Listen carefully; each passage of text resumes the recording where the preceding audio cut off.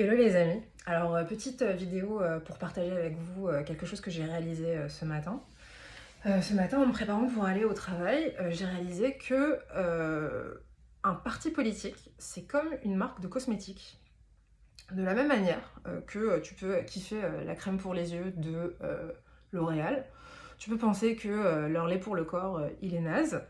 Et dans un parti politique, bah, tu peux être totalement en phase avec l'approche sécuritaire qu'ils ont, mais être en total désaccord avec l'approche économique, par exemple.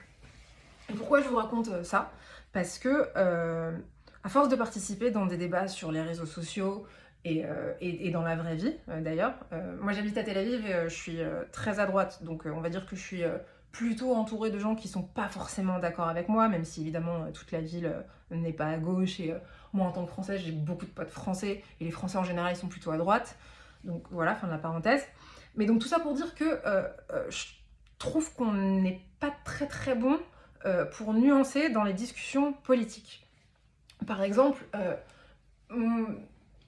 à Tel Aviv, c'est un petit peu difficile de dire dans une discussion random, moi je suis d'accord avec Smotrich, parce qu'il y a beaucoup de gens qui vont te regarder avec des yeux horrifiés, comme si tu avais dit enfin, c'est le diable en fait, quoi. Tout d'un coup, les gens te regardent comme si tu avais dit un truc super choquant, et en fait, t'as même pas le temps de dire je suis d'accord avec lui sur tel et tel truc, parce que en fait, quand tu dis je suis d'accord avec Smotrich, on suppose que tu es d'accord avec tout ce qu'il dit en fait. Et du coup, quand une personne, elle reçoit en fait ce genre de réaction, ça peut provoquer chez elle euh, un phénomène en fait d'autocensure politique où la meuf se dit, la meuf ou le mec, hein, whatever, hein, la personne se dit ok, bah, je pense que je vais pas dire ça parce que j'ai pas envie d'être montrée du doigt, j'ai pas envie d'être cataloguée comme la facho de service, et en fait j'ai pas envie de vivre une espèce de petite mort sociale en fait, parce qu'au final on en revient au social, personne n'a envie d'être banni en fait,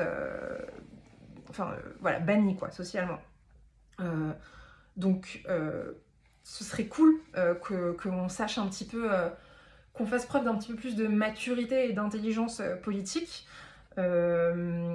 Et évidemment, ce phénomène, moi là je le décris dans les milieux de plus à gauche parce que j'habite à Tel Aviv, mais c'est une évidence qui se produit aussi dans les milieux de droite, avec des gens, par exemple dans un milieu très religieux, qui vont être d'accord avec tel ou tel politicien d'extrême gauche, mais qui vont pas forcément le dire parce qu'ils ont pas envie qu'on dise ah t'es le gaucho de service et tout machin. Donc ça se produit partout en fait.